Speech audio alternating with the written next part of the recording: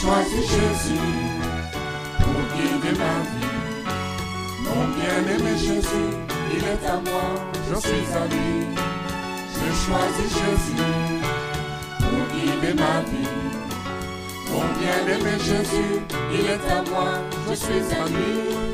J'ai choisi Jésus pour guider ma vie. Mon bien-aimé Jésus, il est à moi, je suis à lui. J'ai choisi Jésus pour guider ma vie. Mon bien-aimé Jésus, il est à moi, je suis à lui. En marchant dans les chemins, dans les rues, observant tous les... Seigneur, merci de confirmer les paroles que nous allons annoncer et que ton nom soit béni à jamais. Au nom de Jésus. Amen.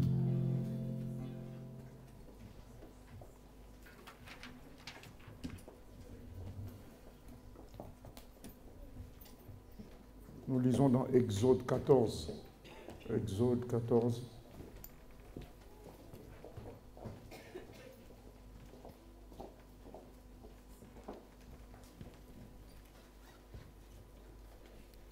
C'est l'histoire de la sortie de l'Égypte. Les enfants d'Israël étaient plus de 400 ans esclaves en Égypte.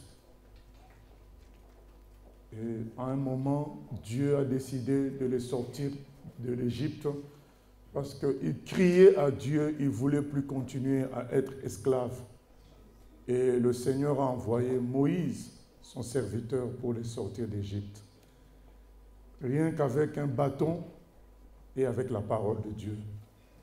Moïse, avec les miracles et la parole de Dieu, a obligé Pharaon à laisser partir les enfants d'Israël. Mais quand ils étaient en chemin, Pharaon a décidé de changer de position. Il a changé de position. Il a décidé d'aller éliminer physiquement les enfants d'Israël. Il les suivait maintenant avec ses soldats et ses chars. Et les enfants d'Israël étaient confrontés à la mer. Devant eux, c'était la mer. Qu'est-ce qu'il fallait faire? Et nous lisons donc au verset 10. Pharaon approchait. Les enfants d'Israël levèrent les yeux et voici, les Égyptiens étaient en marche derrière eux. Et les enfants d'Israël eurent une grande frayeur et crièrent à l'Éternel.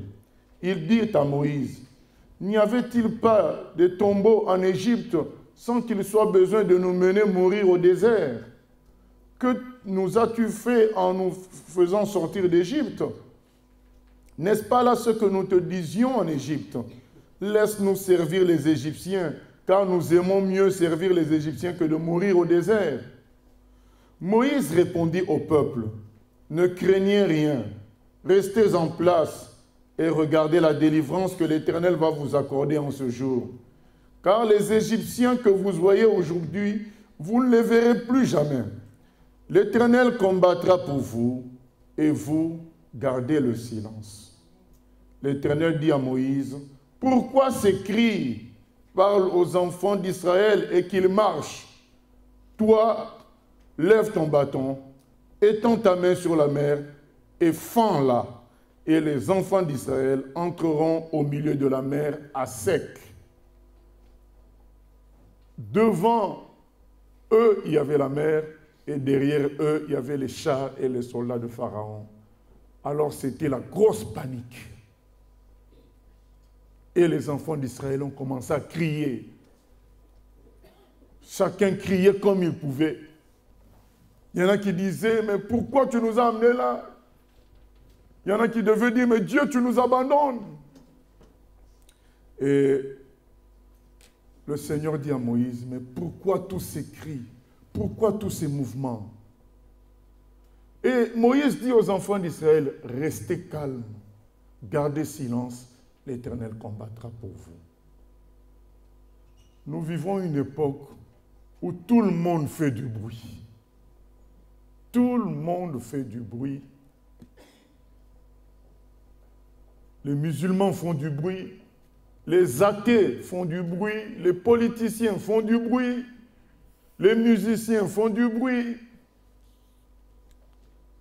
Et il y a des pressions de toutes sortes sur les chrétiens. Pression pour vivre dans la droiture, dans un monde où tout est corrompu. Pression pour rester honnête au travail, honnête par rapport aux impôts, par rapport à tout ce qui concerne le droit. Mais il y a aussi les pressions, comme on voit à la télévision, dues aux autres religions qui cherchent à tuer les chrétiens, à les persécuter. Il y a la pression des athées qui disent « mais c'est la religion qui met le désordre dans le monde, donc et vous les chrétiens, vous êtes dedans ». Il y a toutes sortes de pressions, mais il y a une autre forme de pression. La plus solide, c'est celle du diable, qui veut nous pousser à nous sentir forts, nous-mêmes aussi à faire du bruit. Ça, c'est la plus grande pression. C'est-à-dire que le diable, par la pression des autres choses, il te met la pression à toi pour que toi aussi, tu t'agites, pour que toi aussi, tu fasses du bruit, pour que toi aussi, tu tapes, que toi aussi, tu parles. Mais le Seigneur a dit à Moïse a dit aux enfants d'Israël, gardez le silence, c'est l'Éternel qui combattra pour vous. Nous sommes dans un temps où davantage nous devons faire confiance au Saint-Esprit de Dieu. Nous sommes dans un temps où le chrétien doit prouver que son Dieu est réel. Mais comment? Nous répétons l'enseignement du dimanche passé, c'est en laissant Dieu faire. Ce n'est pas par tes actions que tu changeras les choses. Nous voulons encore enfoncer le clou ce dimanche, continuer à parler de cela. Il faut laisser Dieu faire. D'ailleurs, ça sera un encouragement pour toi-même de voir Dieu faire et que ta foi augmente. Mais si tu fais par toi-même, ta foi baissera. Parce que même si tu vas mettre ton action sous le nom de Dieu, tu vas mettre Dieu dans ton action, au fond de toi-même, ta foi va diminuer parce qu'en réalité, ce n'est pas Dieu qui a agi, c'est toi qui as agi. Le dimanche passé, nous avions insisté sur le fait que tout homme devrait laisser Dieu agir dans sa vie puisque c'est Dieu qui l'a créé. Tout homme devrait laisser Dieu agir dans sa vie puisque l'homme en lui-même n'a aucune force. Tout ce qu'il manifeste comme force n'est que illusion. Nous avons insisté sur le fait que devant les situations difficiles comme le cas de Job, les situations d'incompréhension, il faut apprendre à laisser Dieu faire. Il ne faut pas chercher à se faire justice soi-même. Il ne faut pas chercher à trop parler. Il ne faut pas chercher à s'agiter. Il faut apprendre devant les situations complexes. Il y a des situations complexes. Il y a des situations complexes, il faut le reconnaître. Quand Jésus se retrouve devant Jean-Baptiste, c'était complexe pour Jean-Baptiste. Comment mon Seigneur se retrouve devant moi? Il y a des situations complexes. Quand Jésus se retrouve devant Pierre pour lui laver les pieds, c'est une situation complexe. Ça paraît simple parce que nous lisons. Mais c'était difficile pour Pierre. C'était complexe. Comment mon Seigneur peut me laver les pieds? Jésus lui a dit, laisse faire. Comme il avait dit à Jean-Baptiste, laisse faire. C'est comme ça que le Père a décidé. Il faut qu'on se laisse faire, que ce soit toi, que ce soit moi. Laissons faire ce que Dieu a prévu. Et Jésus a dit à Pierre avec sévérité, si tu ne me laisses pas faire, ça veut dire que entre toi et moi, il n'y a rien. Ça veut dire que tu résistes à la volonté de Dieu. Donc entre toi et moi, il n'y a rien du tout. Et Pierre a laissé faire. Il y a des situations complexes. Il faut apprendre à reconnaître que cette situation est complexe et non pas s'entêter à vouloir décortiquer tout expliquer, tout clôturer. Non, il faut à un moment donné reconnaître, bon, ça, ça me dépasse et je vais laisser Dieu faire. Quelle est ma part? C'est de prier, c'est de dire à Dieu d'agir. C'est ça ma part. Et donc, une grande tentation dans l'Église du Seigneur, c'est de nous pousser à faire. Et aujourd'hui, nous allons insister sur la délivrance de Dieu dans la marche chrétienne et sur le travail du Seigneur. Dieu nous appelle à le servir. Dieu nous assiste dans notre marche chrétienne. Mais il faut le laisser agir pour nous délivrer. Il faut le laisser agir pour faire avancer le travail qu'il nous a confié. Quand on annonce à Jésus que Lazare est mort, les gens s'attendaient à ce qu'il bouge instamment pour aller guérir. Non pas qu'il était mort, qu'il était malade. Pour aller guérir Lazare parce qu'il était encore malade, il était malade. Jésus a traîné et entraînant Lazare est mort. Les gens certainement se sont dit, il a fait une erreur là quand même. S'il était parti avant, Lazare serait vivant. Vous comprenez comment nous pouvons nous tromper? Parce que la logique humaine est limitée. Les gens se sont dit, mais Jésus a passé son temps à guérir les malades. Maintenant que son grand ami est malade, voilà qu'il traîne. Et maintenant son grand ami est mort. Là quand même, on veut bien, c'est un homme juste, on veut bien d'être d'accord que c'est un homme puissant. Il est dans la vérité, mais là il s'est trompé. Il aurait dû partir. Et quand il arrive, c'est la première phrase qu'on lui sort. Ah Seigneur, mais si tu étais là, la sœur de Lazare, mais Seigneur, si tu étais là, mon frère ne serait pas mort. Ah Seigneur, tu n'as pas fait les choses comme il fallait. Bien-aimé, que toutes ces histoires nous apprennent à laisser Dieu faire lorsque nous attendons une délivrance quelconque. À ne pas forcer les choses, à ne pas chercher des méthodes qui peuvent parfois paraître spirituelles, mais qui sont que des systèmes charnels. Apprendre à laisser Dieu gérer notre vie, à nous délivrer, apprendre à laisser Dieu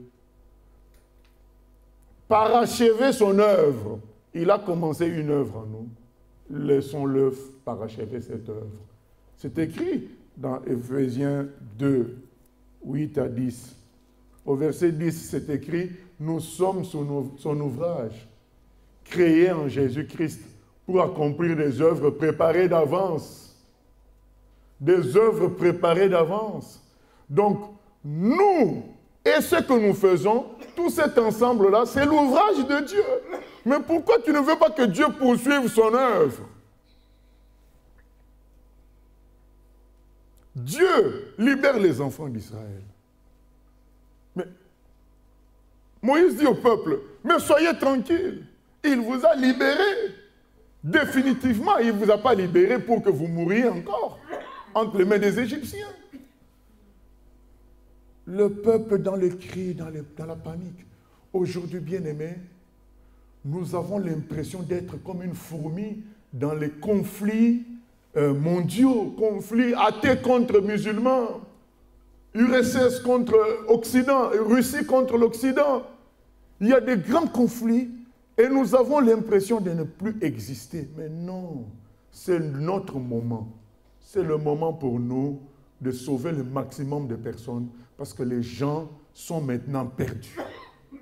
Les gens qui se croyaient forts, ils se sentent plus en sécurité. Et les gens qui se croyaient aussi forts pour menacer, vous voyez, hein, donc on a tué des personnes, mais le journal va sortir en 7 millions d'exemplaires. Donc les gens aussi qui se croyaient forts parce qu'ils avaient la possibilité de tuer, mais ils se rendent compte que leur tuerie est inefficace. Les gens qui croyaient que la politique pouvait résoudre les problèmes se rendent compte que ça ne résout pas les problèmes. Les problèmes s'amplifient. Nous sommes dans un temps où Dieu va faire de grandes choses, Mais il faut que nous soyons attentifs, que nous respections la façon de travailler de Dieu. Dieu a commencé un travail, il va l'achever. Donc, il est temps de laisser Dieu faire. Nous insistons. Il est temps de laisser Dieu faire. Il est temps de croire en Dieu. Il est temps de croire en Dieu. Si tu te dis chrétien, c'est le moment de le voir en action. Parce que qu'est-ce que tu peux faire maintenant? Avec tous ces troubles, avec tous ces désordres. Qu'est-ce que tu peux faire? Toi aussi faire des vidéos sur YouTube. Dire tout et n'importe quoi. Et c'est ce qu'on voit aujourd'hui. Les chrétiens qui s'attaquent les uns les autres sur YouTube. Celui-ci a dit ceci, l'autre répond. Tout le monde fait du bruit.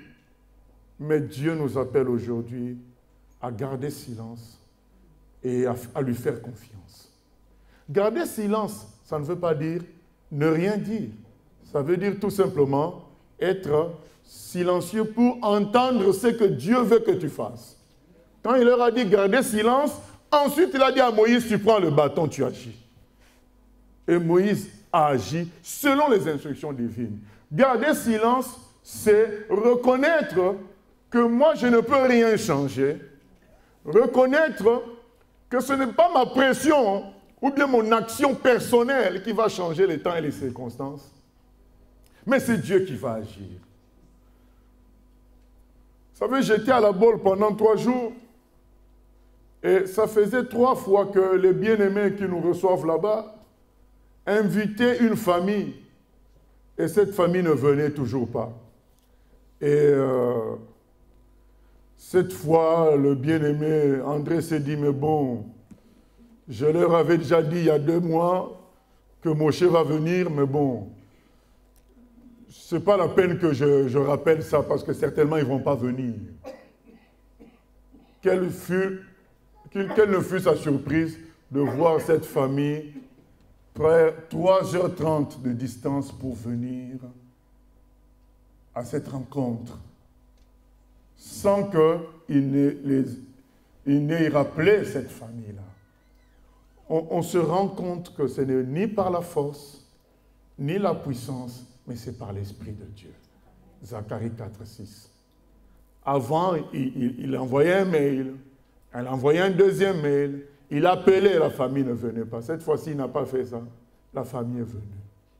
Dieu veut nous apprendre que c'est lui seul qui peut agir. Qu'il se serve de nous, c'est bien. Mais notre action est rien du tout si lui-même n'agit pas. Il est tout puissant. Il veut nous apprendre à le laisser faire. C'est très important.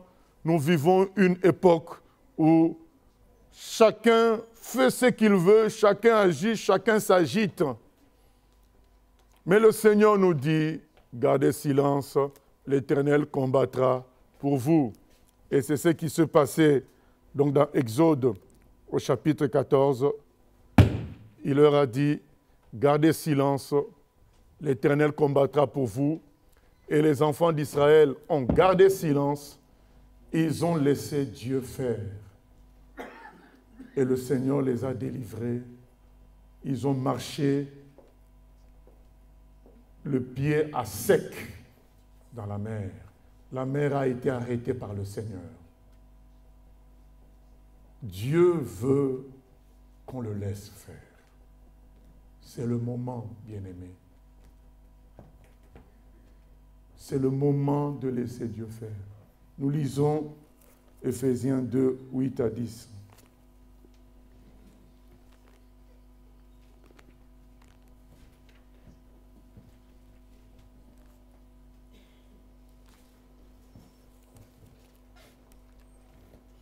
Éphésiens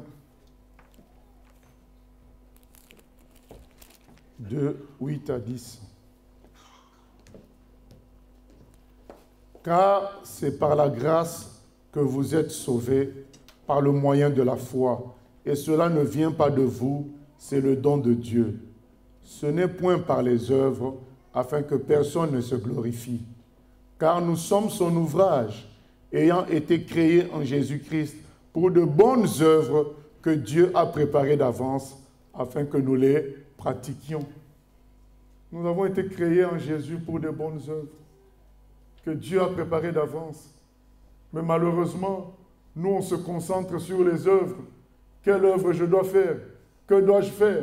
Je veux faire ceci, je veux faire cela. Dieu dit, mais non, concentre-toi sur moi, parce que c'est moi qui ai préparé tout d'avance. Dieu a déjà tout préparé. Il a préparé notre victoire. Quand David était face à Goliath, David ne savait pas par quel bout prendre Goliath. Ils ont essayé, qu'est-ce qu'ils ont essayé? Ils ont essayé de donner à David une armure, une lance, un bouclier. Mais David dit, mais je suis tout petit, l'armure est grande, le bouclier est grand. Il ne savait pas parce que s'il savait comment il allait faire, dès le départ, il allait faire cela. Mais on a tâtonné. Mais tu veux combattre Goliath, comment tu vas le combattre? Prends une armure, prends un bouclier. Ça n'a pas marché. Alors il a pris 5 pierres. Une fois de plus, il ne savait pas puisqu'il a pris 5 pierres, 5 cailloux. Mais il n'a utilisé qu'un seul caillou. S'il savait comment ça allait finir, il allait prendre qu'un seul caillou. Il en a pris 5, c'est la preuve qu'il ne savait pas trop quoi faire, mais il savait une chose, que Goliath était vaincu. Ça, il le savait. Mais comment il allait s'y prendre, il ne savait pas. Mais il savait une chose, c'est que Goliath va être vaincu. Nous aussi, nous devons comprendre ça, bien-aimés.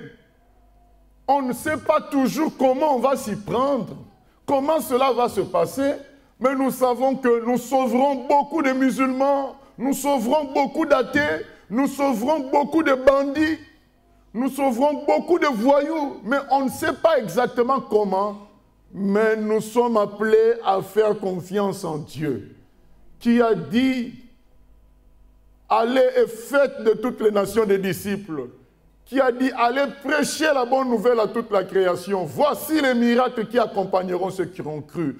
Nous avons besoin de replacer notre confiance en Dieu. Le Seigneur qui a donné tant de promesses, ce Dieu-là est fidèle et puissant pour accomplir. Et c'est ce que David savait. David savait que Dieu ne peut pas perdre une bataille. Mais il ne savait pas trop comment faire. Il a essayé avec une armure, il a pris 5 cailloux. Et puis finalement, il s'est dit, bon, je commence avec un caillou. Et puis le combat s'est arrêté là contre Goliath. Il a vu ce qu'il croyait. Il croyait que Dieu allait vaincre par lui. Il a vu ça. C'est ce que Dieu nous demande. Quel est ton projet? Tu es inscrit dans quoi? Quels sont les obstacles dans ta marche chrétienne? Alors, quelle est la réponse que la Bible donne par rapport à tout ce que toi, tu as comme projet avec Dieu ou par rapport à tous les blocages que tu rencontres? Il y a des versets qui répondent à ça. Eh bien, le Seigneur te dit, crois à ces versets-là, puisque c'est des œuvres préparées d'avance, et tu les verras s'accomplir. Marc 11, 24. Tout ce que nous demandons en prière, nous devons croire. Nous devons croire que nous avons obtenu cela et nous verrons cela s'accomplir. C'est lui ce qu'il te demande. Il ne te demande pas de forcer. Il te demande de croire. Et c'est lui qui saura comment aboutir l'affaire. Vous savez, Thomas a été malheureux quand le Seigneur lui a dit « Heureux ceux qui ont cru sans voir ». Un de nos grands problèmes que nous allons poser aujourd'hui, c'est la visibilité. Nous voulons voir avant de croire. Nous voulons toucher avant de croire. Nous voulons le visible pour aider la foi. Mais malheureusement, Dieu n'est pas d'accord avec ça. Dieu a dit dans 2 Corinthiens 5, 7, nous marchons selon la foi et non selon la vue. Nous voulons toucher. voir que ben, ça s'arrange là. Donc ça va s'arranger plus tard. Non, Dieu dit il faut croire et croire jusqu'au bout. Le visible n'est pas la preuve de la réalité. Le visible peut nous tromper. Même dans le monde, on dit tout ce qui brille n'est pas de l'or. Attention à vouloir sentir les choses. Pourquoi? À vouloir entrevoir les choses. Pourquoi? Dieu nous demande de faire confiance en ce qui est écrit. À vouloir à tout prix des signes, alors que la parole est claire. Mais toi, tu veux des signes et des signes. Fais simplement la prière. Seigneur, que ta volonté soit faite. Là, tu seras sûr que tu réussiras. Parce que Dieu ne se trompe pas. Et Dieu est tout puissant pour accomplir sa volonté. Mais quand tu demandes un signe, il y a un signe positif qui vient, le lendemain un signe négatif. 2 jours après un signe positif, le surlendemain un autre signe négatif. Mais tu es perdu, désemparé. Mais j'ai fait tel songe, j'ai vu telle chose. Mais non, demande la volonté de Dieu. Puisque Dieu accomplira toujours sa volonté. Le visible est traître. Le visible est dangereux. Parce que nous sommes appelés à marcher par la foi. Et Satan voudra nous impressionner par le visible. Regardez tout ce qui se passe aujourd'hui.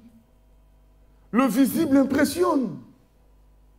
D'un côté, les athées envoient la sauce. 7 millions de Charlie Hebdo.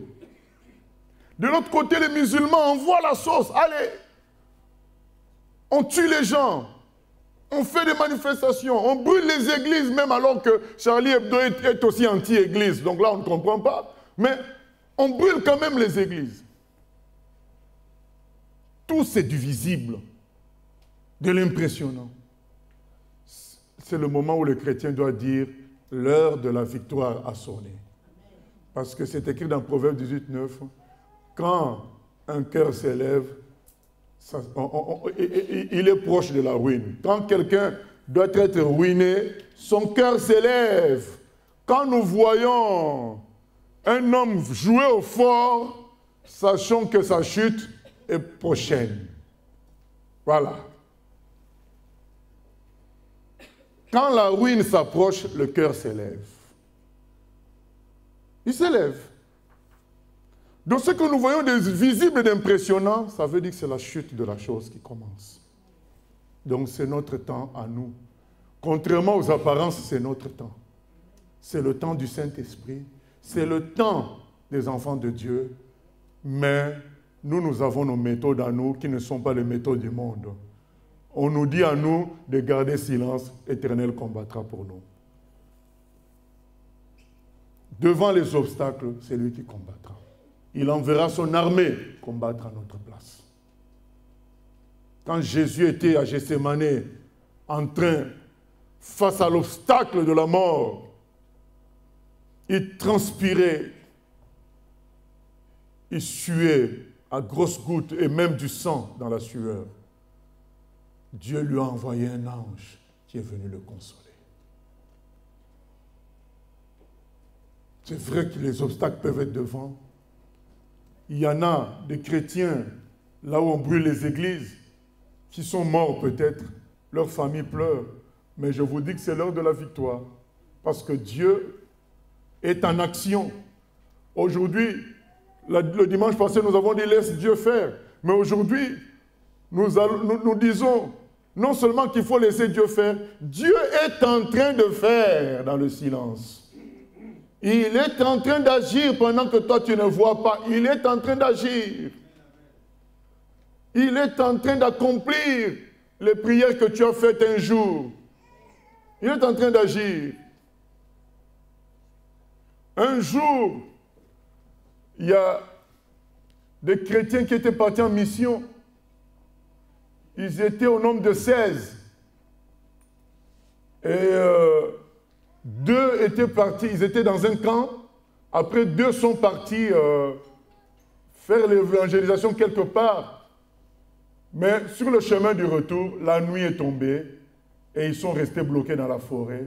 Ils sont passés la nuit dans la forêt. Et les 14 qui étaient restés à la maison étaient en train de prier pour eux, qu'ils soient sains et saufs, protégés. Et effectivement, ils ont été protégés, ils sont arrivés, ils sont rentrés à la maison. Un mois plus tard environ, il y a un homme qui a rencontré l'un des deux chrétiens. Il lui a dit, mais je vous avais vu dans la forêt l'autre jour. Il y avait des bandits qui ont voulu vous attaquer, mais il y avait 14 personnes qui vous protégeaient, qui vous entouraient. C'était qui les 14 personnes? Non, pas 14 personnes, 14 militaires qui vous entouraient. Or, physiquement, il n'y avait pas 14 militaires qui les entouraient. Mais les bandits et cet homme-là ont vu 14 militaires. C'était les 14 frères qui priaient dans l'autre maison. Mais dans le monde spirituel, ça a été transformé en 14 soldats qui protégeaient notre bien-aimé. Nous comprenons l'importance de la prière, l'importance de ne pas... Ils n'avaient pas appelé les soldats pour aller protéger leurs frères, les gens ne sachant pas où ils étaient exactement. Mais ils ont prié Dieu. Et en priant Dieu, Dieu faisait le travail. Et les gens ont vu 14 soldats protégés. Nos bien-aimés. Dieu est au travail. Mais il suffit qu'on prie. Dieu est au travail. Mais il suffit qu'on ait la foi. Il faut qu'on ait la foi. Il est au travail. Les apparences sont trompeuses. Mais quelqu'un qui a prié dans la foi doit savoir que Dieu est au travail, même s'il ne voit pas encore. C'est pourquoi il doit laisser Dieu faire parce qu'il est déjà au travail. Pourquoi perturber son travail? Il est au travail. Marc 4, 26. Marc 4, 24 à 26.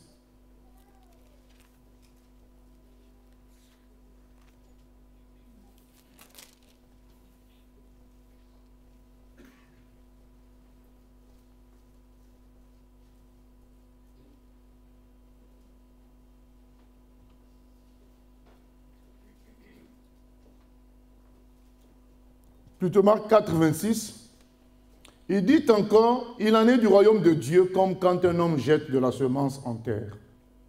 Qu'il dorme ou qu'il veille, nuit et jour, la semence germe et croît sans qu'il sache comment. La terre produit d'elle-même d'abord l'herbe, puis l'épi, puis le grain, tout formé dans l'épi. Et dès que le fruit est mûr, on y met la faucille, car la moisson est là. Amen. Il dit, mais le royaume de Dieu, c'est comme un homme qui a planté. Mais qu'il arrose, qu'il n'arrose pas. Qu'il soit là toute une nuit à regarder, qu'il soit en train de dormir, il y a un travail qui se fait sous terre par l'action de la pluie, par l'action des sels minéraux qui sont dans la terre. Bref, par l'action de Dieu, cette action va sortir l'herbe, l'épi, puis le grain, tout formé dans l'épi. Le grain est là dans l'épi. Comment ça s'est fait? Alors Dieu nous dit, mais si nous ne maîtrisons pas ce processus-là, pourquoi nous voulons maîtriser des processus encore plus grands? Laissons-le faire. Si cet homme qui a planté, après n'a rien fait du tout, la plante est sortie. Comment alors, dans le spirituel, nous voulons changer cela? Nous devons faire confiance en Dieu. Ce qu'il a commencé, c'est écrit dans Philippiens 1,6, c'est que Dieu a commencé, l'œuvre que Dieu a commencé, il achèvera. S'il a commencé une œuvre en toi, il achèvera. Ne tombons pas dans le piège de vouloir créer soi-même du visible. Créer de l'agitation pour sentir que Dieu agit. Non, Dieu agit même quand c'est calme. Même quand c'est calme. Nous devons faire confiance. Nous vivons une époque où les gens considèrent que c'est ce qui bouge, c'est ce qui est efficace. Nous devons faire maintenant la différence. Nous allons prouver par notre paix, par notre calme, que Dieu agit même quand on ne voit pas. Et nous, notre force à nous, ça va être la prière. Nous allons prier et laisser Dieu faire. Nous allons prier et faire confiance en Dieu. Et nous allons le voir agir. Bien aimés, nous, on a connu des époques où, dans le milieu chrétien, il fallait que ça bouge. Il y a des gens qui mesurent même le culte. Ils ont un thermomètre de culte. Ah, le culte d'aujourd'hui était chaud. Le culte du dimanche passé était ceci. Ils ont un thermomètre. Mais non, ce n'est pas ça qui compte. Ce qui compte, c'est comment les choses ont été faites. Est-ce qu'elles ont été faites selon la volonté de Dieu? Alors Dieu agit. Même si en apparence, rien ne s'est passé. Dieu agit. Vous savez, souvenez-vous de vous-même. Quand Dieu vous touchait, est-ce que les gens qui vous entourent en étaient vraiment conscients? Ils ont vu un peu, mais ils n'ont pas vu tout. C'est pourquoi ils sont étonnés quand vous prenez maintenant des décisions difficiles. Parce que c'est vrai qu'ils vous ont vu peut-être aller une fois comme ça à l'église. Ils vous ont vu lire la Bible une fois. Mais ils ne pouvaient pas s'imaginer que vous deveniez ce que vous êtes aujourd'hui. Parce que Dieu agissait, mais eux, ils ne voyaient pas. Eux, ils ne voyaient pas.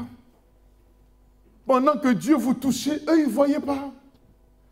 Après, les gens sont étonnés, mais c'était un dealer. Mais oui, maintenant, il est devenu un enfant de Dieu. Dieu l'a transformé. Dieu agit. Vous savez, frère, il faut croire que celui qui a fait les galaxies, les étoiles, il peut transformer un cœur. Il peut convertir quelqu'un. Il peut guérir quelqu'un de blessures anciennes. Mais il faut croire. La condition, c'est la foi. La condition, c'est faire confiance en Dieu. Il agit. Aujourd'hui, bien-aimés, nous sommes appelés à servir Dieu. C'est pourquoi j'ai tenu à insister sur cela. Quand on sert Dieu, il ne faut pas provoquer les choses. Il ne faut pas se laisser tromper par le nombre. Nous lisons dans Jean au chapitre 2. Le visible n'est pas la garantie de l'action de Dieu.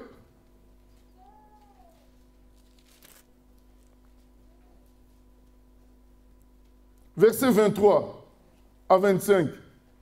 Pendant que Jésus était à Jérusalem, à la fête de Pâques, plusieurs crurent en son nom. Plusieurs, en voyant les miracles qu'il faisait. Mais Jésus ne se fiait point à eux, car il les connaissait tous. Et parce qu'il n'avait pas besoin qu'on lui rende témoignage d'aucun homme, car il savait lui-même ce qui était dans l'homme. Il nous est dit que beaucoup de gens ont cru en Jésus. Ils étaient nombreux. Mais il est dit, Jésus ne se fiait pas à eux. Parce qu'il connaissait ce qu'il y avait dans le cœur. Un des problèmes qu'il y a au milieu des chrétiens aujourd'hui, c'est le nombre. Le nombre. Toujours le nombre. Le nombre. Moi, je suis gêné quand on me demande, vous étiez combien? Est-ce qu'il y avait du monde? Les gens ont l'habitude de voir, mais je deviens silencieux quand on me pose cette question-là.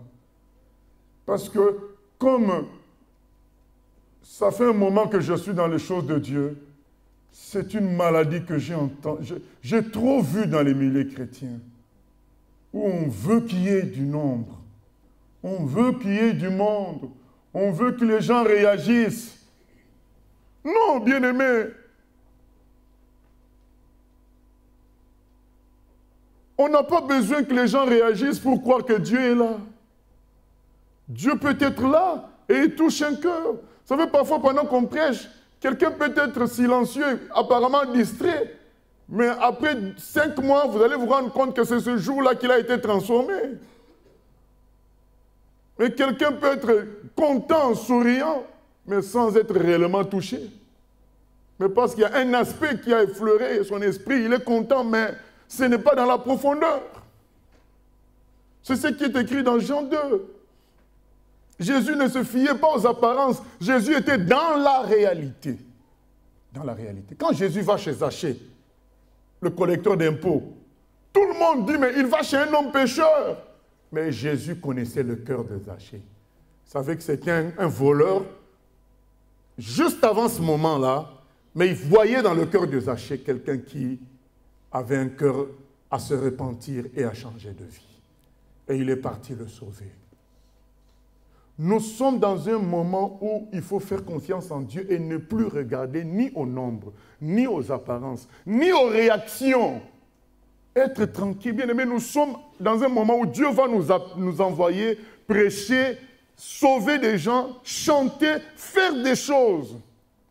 Le diable va chercher à nous piéger par le visible et nous pousser à vouloir faire les choses. Vous savez, nous, avant, qu'est-ce qu'on nous disait? Il faut rendre un culte vivant. Tu parles, après tu bouges les chaises. Bien-aimé, mais si tu bouges les chaises, les gens sont morts, ils sont morts. Hein. Ce n'est pas les chaises qui vont les réveiller. Il faut rendre le culte vivant. Il faut telle musique, telle chose. Bien-aimé, c'est l'Esprit de Dieu qui rend les gens vivants. Quand Jésus a ressuscité Lazare, ça faisait 4 jours qu'il était mort.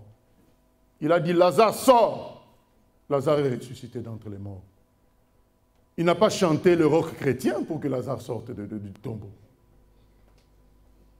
On veut fabriquer des choses pour créer la vie, créer des choses. Non.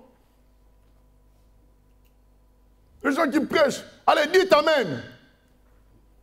Les gens aussi, Amen. Amen, non, mais comment on te... Donc, on te demande à toi de dire Amen. C'est à toi-même de dire Amen. Amen, ça veut dire je suis d'accord. Ainsi soit-il.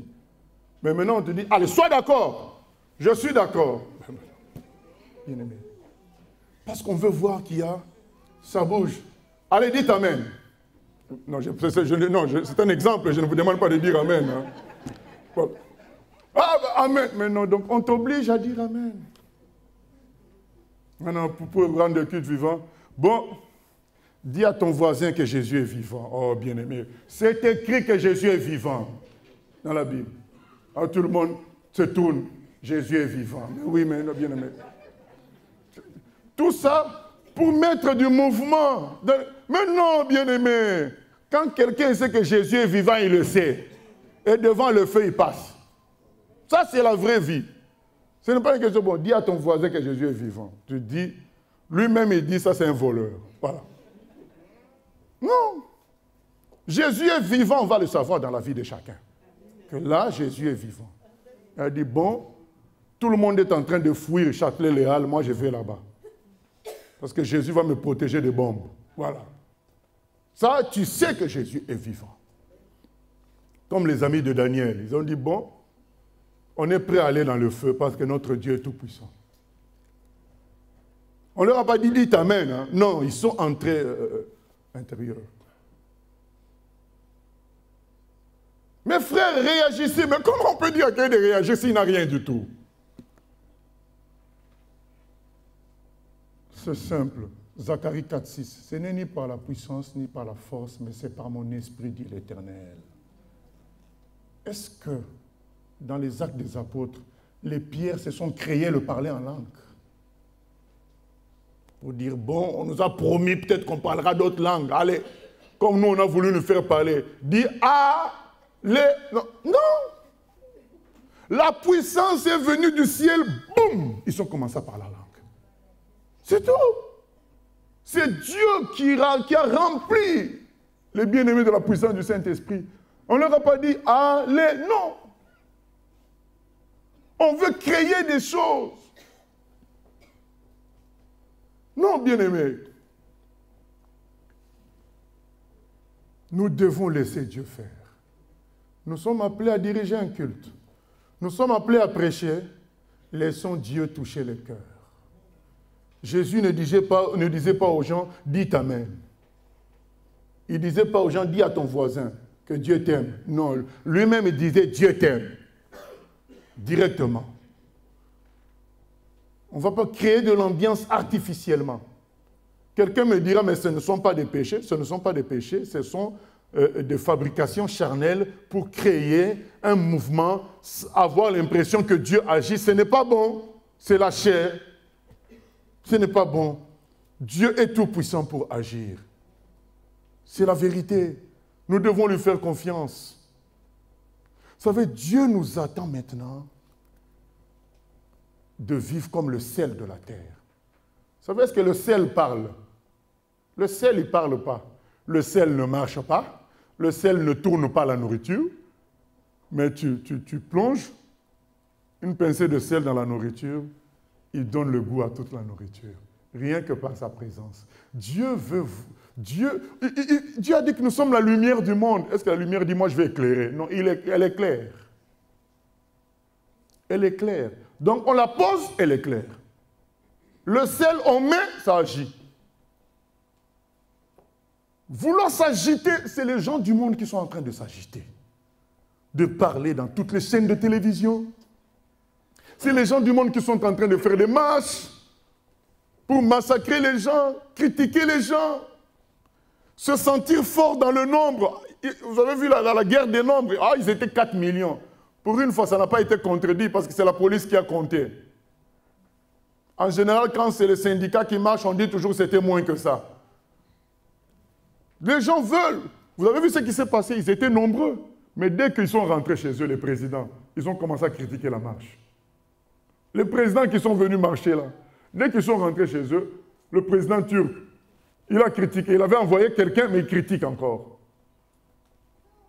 Beaucoup de présidents qui étaient venus, dès qu'ils sont rentrés chez eux, le président sénégalais, dès qu'il est rentré chez eux, il a critiqué. C'est de la fausse unité, du faux nombre, du nombre artificiel. Ce n'est pas le nombre qui vient du cœur. Le Seigneur veut le nombre, mais le nombre qui vient du cœur. Quelque chose de vrai. Qu'on ne nous distrait pas à vouloir à tout prix du nombre. Nous, quand on était dans certaines églises autrefois, le pasteur veut à tout prix que lorsque quelque chose se fait de bien quelque part, la personne, on est d'accord que les gens témoignent de ce que Dieu a fait. Mais vouloir faire ça pour prouver aux gens que Dieu agit, non, nous n'avons pas besoin de ça. La lune et les étoiles, le vent, l'air, notre respiration est la preuve que Dieu agit et il est vivant. Maintenant, quand les gens doivent témoigner, c'est pour remercier Dieu et confirmer aux autres qu'ils continuent à agir. Mais ce n'est pas une condition, bien-aimé. Ce n'est pas une condition. Le Seigneur agit. Le Seigneur agit parce qu'il est tout-puissant, il est bon, il écoute les prières. Parfois, nous avons entravé l'action du Seigneur parce qu'on a voulu prier encore différemment alors qu'il agissait déjà. Non, on n'est pas à l'écoute de Dieu, on n'est pas sûr de Dieu. Les chrétiens ont perdu l'assurance, ils ne sont pas sûrs. Ils s'agitent pour tout et pour rien. Vous savez, on m'a raconté l'histoire. Non, ce n'est pas Omar, c'est le pasteur lui-même qui a raconté cette histoire. Un pasteur, comment il s'est converti? C'était un professeur à l'université au Gabon, un professeur véreux, escroc. Et ils avaient leur club de professeurs véreux qui se laissaient corrompre pour faire passer pour donner de bonnes notes aux étudiants. Et nous savons combien en Afrique centrale les études c'est important. En Afrique centrale, que quelqu'un réussisse à l'école, c'est capital. Pour ton honneur dans le quartier, pour ton honneur dans la famille, les gens tiennent à réussir, surtout à l'université. Et les professeurs en profitent pour devenir des rois et créer des systèmes de corruption. Et ce garçon-là chrétien était un garçon chrétien, un jeune homme chrétien, était fils de riche. Et le professeur véreux a discerné cela à distance, il a flairé ça. Alors que normalement, c'est les étudiants qui abordent les professeurs pour les corrompre. Là, le professeur est parti aborder l'élève. C'est déjà un luxe que le professeur t'aborde. Et il fait comprendre à l'élève qu'il devrait lui donner quelque chose pour qu'il ait de bonnes notes dans sa matière. L'élève lui dit, moi je suis chrétien, je ne peux pas corrompre. Le professeur était dépassé parce que c'est comme si une grande star du cinéma, hein, une femme de 27 ans, grande star de cinéma, vient au port te chercher, toi, un docker, pour dire je vais me marier avec toi. Tu dis non, je ne veux pas. Donc le professeur a dit mais c'est impossible. Comment un élève peut refuser une si belle offre? L'élève a dit je ne peux pas, je suis chrétien. Alors le soir au bar, avec tous les professeurs, les autres amis ont senti qu'il était un peu pas dans son assiette ce soir-là. Ils disent, mais qu'est-ce qui t'arrive? Il dit, mais il y a un élève qui m'a résisté. Chose impossible. Les professeurs sont rois dans ces pays-là. Il y a un élève qui m'a résisté, qui m'a dit qu'il refusait parce qu'il est chrétien. Les amis professeurs lui ont dit, mais attends, tu te fais avoir par un petit. Il faut le menacer, il faut insister. Il faut le menacer qu'il ne passera pas de classe. Tu te laisses avoir comme ça.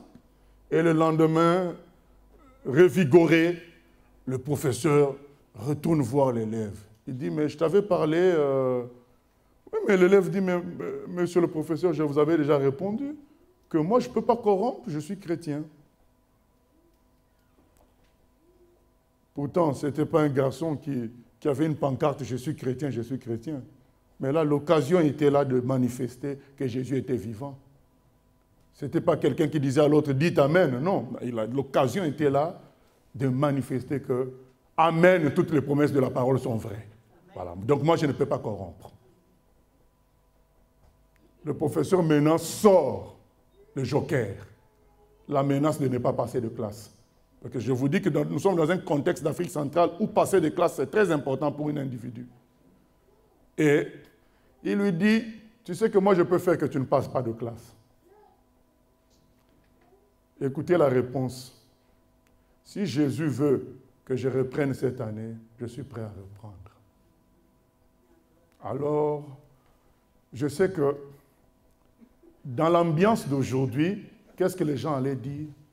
J'ai combattu spirituellement contre le professeur. Je lui ai envoyé le feu parce que moi je suis un enfant de Dieu, je dois passer de classe. Lui, il a dit, si Jésus veut que je reprenne cette année, je vais reprendre. Le professeur s'est agenouillé. Il a dit, je veux devenir comme toi. Prie pour moi. C'est comme ça qu'il est devenu chrétien et plus tard pasteur. Le garçon ne s'est pas agité parce qu'un enfant de Dieu ne s'agite pas. Il a Dieu avec lui. Psaume 112, verset 7. Le juste ne craint pas les mauvaises nouvelles. Parce qu'il a Dieu pour amortir les mauvaises nouvelles. Il a dit, mais tu sais que tu ne peux pas passer de classe. Il n'a pas dit, je passerai, Dieu est là. Non. Il était tranquille. C'est mon Dieu qui contrôle l'univers. Et donc, si lui, il décide, il n'a pas dit toi, mais il a dit si lui, il décide. C'est une façon de dire, c'est lui qui contrôle, c'est lui qui décide, ce n'est pas toi. Mais, puisqu'il avait la paix de Dieu, il n'a pas été, comment dire, véhément, il n'a pas été impoli. Si Jésus veut que je reprenne cette année, je reprendrai. Voilà. Il s'est agenouillé. Il a dit, prie pour moi, je veux devenir comme toi. Vous imaginez, en Afrique, l'âge, ça compte, hein? Qu'un aîné comme ça s'agenouille devant un petit, un jeune, et en plus, lui, professeur, c'est que cette vérité qu'il venait d'entendre a bouleversé son cœur. Bien-aimés, nous n'avons pas besoin de nous agiter, faire beaucoup de bruit. Vivons seulement en chrétien. Et les gens seront... Dieu créera des situations où, juste en vivant en chrétien, les gens reconnaîtront que Dieu est avec nous et ils se laisseront transformer, ils viendront au salut. Bien-aimé, quand tu parles de Dieu, parle, dis seulement ce que Dieu te demande de dire. Ne cherche pas à dire de belles choses pour que les gens soient contents. Dis seulement ce qui vient. Sois comme un perroquet pour Dieu. Il parle, toi tu répètes. Ne dis pas pour arranger les gens. Quand le Seigneur est avec toi, il est vraiment avec toi, tu dois être en paix. David était en train de fuir. Nous clôturons avec ce texte dans 2 Samuel.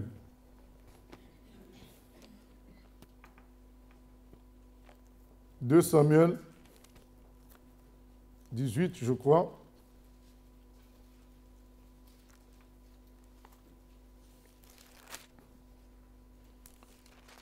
« 2 Samuel 19. Non, 18.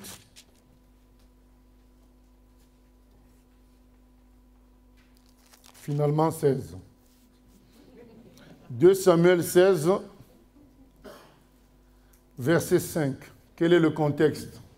David est en train de fuir, chassé du trône royal par son fils.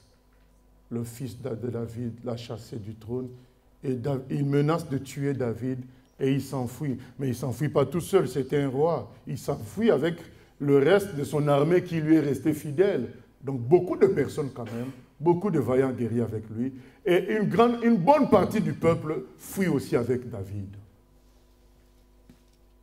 Et en chemin, il rencontre un homme tout seul qui s'appelle Shimei. Écoutons ce qui se passe. David était arrivé jusqu'à Bahurim. Et voici, il sortit de là un homme de la famille et de la maison de Saül, nommé Shimei, fils de Gera. Il s'avança en prononçant des malédictions. Il jeta des pierres à David et à tous les serviteurs du roi David, tandis que tout le peuple et tous les hommes vaillants étaient à la droite et à la gauche du roi. Shimei parlait ainsi en le maudissant. « Va-t'en, homme de sang, méchant homme. L'Éternel fait retomber sur toi tout le sang de la maison de Saül, dont tu occupais le trône, et l'Éternel a livré le royaume entre les mains d'Absalom, ton fils. Et te voilà malheureux comme tu le mérites, car tu es un homme de sang. » Alors Abishai, fils de Tserouja, dit au roi, « Pourquoi ce chien mort maudit-il le roi, mon Seigneur? Laisse-moi, je te prie, aller lui couper la tête. » Mais le roi dit, « Qu'ai-je à faire avec vous, fils de Tserouja? S'il maudit ce que l'Éternel lui a dit, maudit David. Qui donc lui dira pourquoi agis-tu ainsi? » Et David dit à Abishai et à tous ses serviteurs, « Voici mon fils qui est sorti de mes entrailles en veut à ma vie. À plus forte raison ce Benjamite. Laissez-le et qu'il maudisse, car l'Éternel le lui a dit. Peut-être l'Éternel regardera-t-il mon affliction et me fera-t-il du bien en retour des malédictions d'aujourd'hui. Amen. » David est injurié, insulté par un homme seul alors que lui il a son armée. Il lui jette la poussière, les pierres. Et un des combattants de David dit, « Bon, Seigneur, donne-moi la permission de lui couper la tête. » David dit, « Mais pourquoi tu veux réagir comme ça? » David, c'était un homme spirituel. Il s'est dit, mais comment un homme tout seul peut venir affronter toute une armée pour injurier le roi? C'est qu'il n'est pas seul. C'est que c'est Dieu qui l'a envoyé. Parce qu'un homme, logiquement, ne peut pas venir faire ça. C'est que c'est Dieu qui le laisse faire comme ça. Il dit aux gens, laissez-le. C'est Dieu qui le laisse me maudire. Parce que David sait qu'il s'est été comporté autrefois mal. Il a dit, je suis en train de subir mes propres péchés. Laissez-le m'injurier. Ne l'attaquez pas. Et cet homme a continué. Vous savez, tout le long du chemin, tu es un roi. Tu es entouré de tes sujets, entouré de tes enfants. Un homme tout seul comme ça commence à t'injurier. Et il continue. Pendant que David marche, lui, il marche à côté en train d'injurier. David dit, laissez-le, c'est Dieu qui autorise ça. Mais qui va dire ça aujourd'hui? Aujourd'hui, tout le monde va aller s'enfermer, jeûner 3 jours, combattre, je ne sais quoi. Non. On ne jeûne plus pour des choses utiles, on jeûne que pour se défendre. Au fait, on jeûne parce qu'il faut faire quelque chose, il faut s'agiter. Il faut faire quelque chose. C'est à cause de ça. On n'est pas prêt à laisser Dieu faire. On veut faire quelque chose, on veut réagir. C'est pourquoi nous jeûnons. Et là, David dit non, laissez faire. Laissez-moi être triste. Dans ma tristesse, Dieu aura pitié de moi. Et il me redonnera peut-être le trône. Eh bien, c'est ce qui s'est passé. Dans sa tristesse, Dieu a eu pitié de David et a chassé son fils du pouvoir. Et son fils est mort. Et c'est David qui a repris le trône. Voilà des gens qui connaissaient Dieu, qui savaient laisser Dieu faire. David, avant d'aller en guerre, il ne disait pas « j'ai 30 ans d'expérience dans la guerre ». Il priait, il disait « l'Éternel, dois-je monter ou pas ?» Et le Seigneur lui donnait la permission. Aujourd'hui, les gens font des actions parce qu'ils ont la capacité de faire et non parce que Dieu les autorise à faire. Ils ne cherchent pas Dieu, mais ils cherchent que faire. Bien-aimés, cherchons Dieu au lieu de chercher toujours que faire, que faire, que faire, que faire, que faire. Cherchons le Seigneur. Cherchez la justice et le royaume de Dieu et vous aurez le reste par-dessus tout. Bien-aimés, tu peux diriger une réunion de 15 personnes. Bien-aimés, vous savez, mais je rigole souvent parce que moi, je passe de réunion en réunion dans mes voyages. Je passe d'une réunion où il y a 120 personnes à une réunion où il y a 4 personnes chaudes, à une autre réunion où il y a 8 personnes froides, et tu es le seul à être chaud. Et à une autre réunion où il y a 12 personnes, il y a 7 personnes chaudes, 5 personnes froides. Mais si, bien aimé, tu dois marcher par la chair, tu vas commencer à chaque fois à inventer des trucs. Un jour, tu vas dire, faisons 7 fois le tour de la salle, bien-aimé, pour comme à Jéricho, comme une fois dans un culte. Il y avait tellement aucun mouvement. Le pasteur a dit, on va faire 7 fois le tour de la salle comme à Jéricho, bien-aimé. Malheureusement, j'avais invité un ami païen, un ami semi-chrétien à l'époque. Quand on est sorti du culte, il m'a dit, Eric, vous êtes dans les aventures avec votre pasteur. On a fait le tour de CDG. Là, il y avait Jéricho, là, on fait le 7 fois le tour de la salle. Parce que le pasteur voulait faire vivre le culte. Allez, Jéricho, 7 fois le tour de la salle. Et vous savez, 6 mois plus tard, l'église est morte. Mais finalement, où est Jéricho? C'est des aventures, bien-aimés. On veut créer du mouvement. Bien-aimés, c'est dans la tranquillité et le repos que sera votre force. Ésaïe 30:15. Dieu sait ce qu'il fait. Si Dieu veut faire agiter les gens, il va le faire. Il l'a fait à la Pentecôte. Il peut le faire encore aujourd'hui. Ce n'est pas à nous à le dire aux gens, soyez agités, chantez, priez. Qu'est-ce que vous faites ici? Non. Nous prions, nous chantons, et que chacun fasse ce qu'il a à faire. Si nous voulons que les autres prient, les autres chantent, eh bien disons à Dieu. Moi, c'est ce que je dis à Dieu quand je suis dans une réunion où les gens ne prient pas, ne chantent pas. Je dis, Seigneur, mais c'est toi quand même qui les as créés. Dans mon cœur, je dis, mais c'est toi quand même qui les as créés. Ils peuvent être pas comme ça, froids, ils ne font rien. Ils ne reconnaissent pas ta grandeur. Je le dis à Dieu, mais je ne le dis pas à eux. Ils n'ont rien du tout. Si quelqu'un n'a rien, comment tu vas lui dire? Non. Je dis à Dieu, mais que donne-leur, manifeste ta puissance. Toi qui as fait, tu as dit que les pierres vont crier, mais ça c'est des humains, c'est plus facile. Je parle à Dieu dans mon cœur. Je ne m'adresse pas aux gens pour dire faites ceci, faites cela. Mais parce que Dieu est tout puissant. Jésus a dit, si les hommes se taisent, les pierres vont crier. Alors, il est capable de changer les gens. On n'a pas imposé aux gens des choses, imposer aux gens les manières de faire, imposer ceci. Non, on doit prier et proposer et que l'Esprit de Dieu fasse la différence. Voilà. Mais dans tous les cas, nous, on doit avoir conscience que Dieu est en train d'agir. Même au milieu des gens qui sont froids, Dieu est en train d'agir. Mais on ne voit pas. Voilà. Mais il agit parce qu'il ne peut qu'agir. Parce qu'il est bon, il est tout puissant il veut agir. C'est son souhait même. Il dit que je veux que les gens portent du fruit et que mon Père soit glorifié. C'est son souhait. Toi, il ne faut pas être, comme on dit, plus royaliste que le roi. Le souhait de Dieu, c'est que tous les hommes soient sauvés. Maintenant, si ce n'est pas le cas, crions au roi. Mais tes sujets, qu'est-ce qu'ils font? Où est ton esprit? Dieu cherche de telles prières. Prêchons. Dieu peut nous amener à parler, à dire comment il est grand, combien on doit le glorifier. Il n'y a pas de problème. Prêchons, parlons, mais pas forcer les gens à faire quelque chose. Parce qu'on ne donne que ce qu'on a, bien aimé. Pas vouloir créer de l'agitation artificielle. Pas vouloir créer de la présence artificielle. Prions que les gens soient là. Maintenant, si on se retrouve, nous on a eu des concerts où c'était la foule, et des concerts, bien aimé, vous vous imaginez, hein, donc le concert va commencer dans 1 minute. Il n'y a qu'une personne qui est venue jusque-là. Et 15 minutes passent, 3 personnes. Vous avez vos haut-parleurs, vos micros.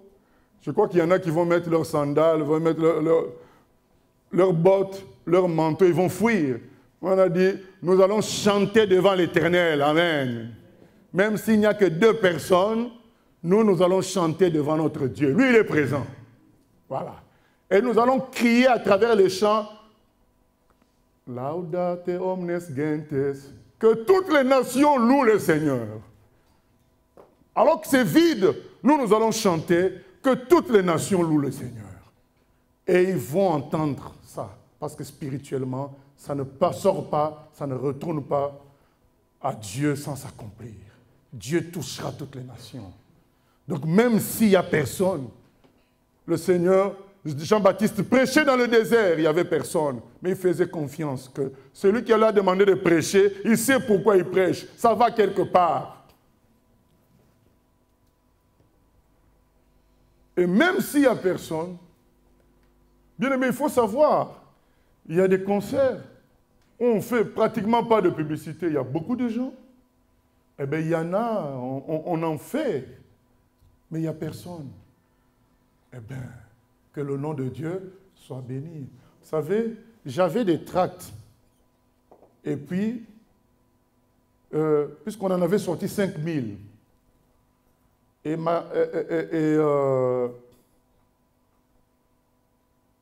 la logique humaine, c'est quoi?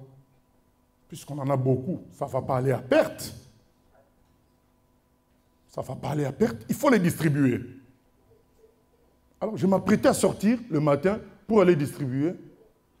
Mais une voix me dit, mais Jésus, quand il s'est donné à la croix, il savait que tout le monde n'allait pas être sauvé. Mais il s'est donné quand même à la croix. Donc on peut faire 10 000 tracts. Ce n'est pas un appel à la paresse. On peut faire 10 000 tracts et qu'il y ait des restes. On n'est pas obligé de tout rentabiliser. Le royaume de Dieu, ce n'est pas une logique de rentabilité. C'est une logique d'obéissance. Voilà. Mais, j'ai dit, non, ça c'est la voie de la paresse. Je vais sortir quand même aller distribuer dans les boîtes aux lettres. Et je sors, quelle est la surprise? Dans toutes ces boîtes aux lettres où il y avait déjà les tracts. J'ai dit, le Saint-Esprit ne se trompe pas, je suis rentré à la maison. Aujourd'hui, ces tracts sont encore là. Ils sont encore là, mais ils n'ont pas été à perte, parce que le Fils de Dieu s'est donné pour peu de gens seulement. Ce n'était pas une perte. Mais pour le peu de... qu'il y ait des tracts qui restent, ce n'est pas une perte. Ça montre que Dieu... Voilà la voix, c'est qu'à continuer à me dire. Dieu aime tellement les hommes, il peut vous faire dépenser beaucoup avec peu de résultats. Ça montre son amour. Amen. Et moi, j'aime Dieu à cause de cela. Parce que ce n'est pas un Dieu de la rentabilité, mais c'est le Dieu d'amour. Sachons à qui nous avons affaire. Dieu est tout-puissant et bon, il agit.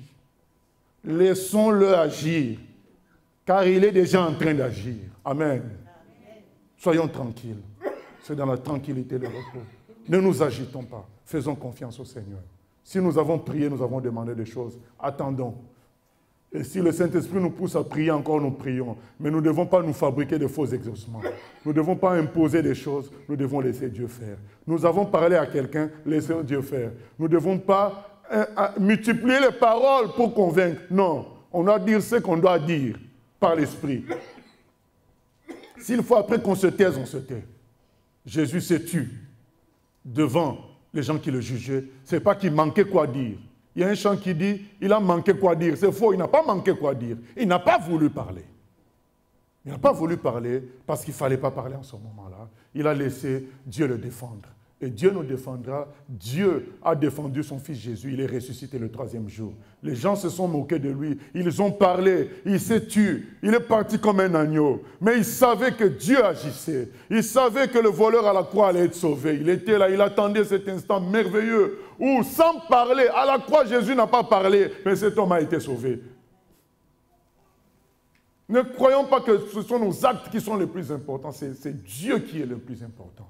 Alors, ça nous demande de garder la paix, le silence. Comme on dit silence, on a bien expliqué, ce n'est pas un silence de l'inaction, mais c'est un silence de l'attente de l'action de Dieu.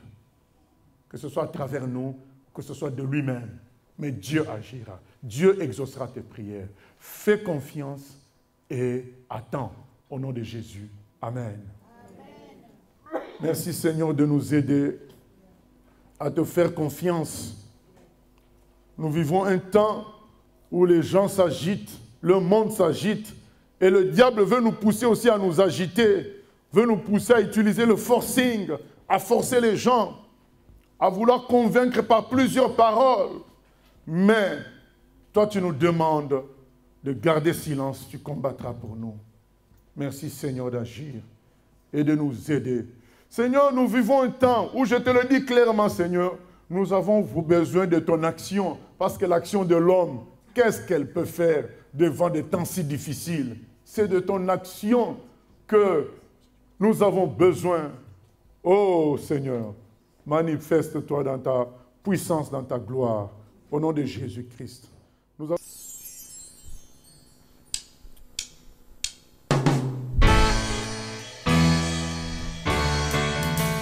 J'ai choisi Jésus pour guider ma vie.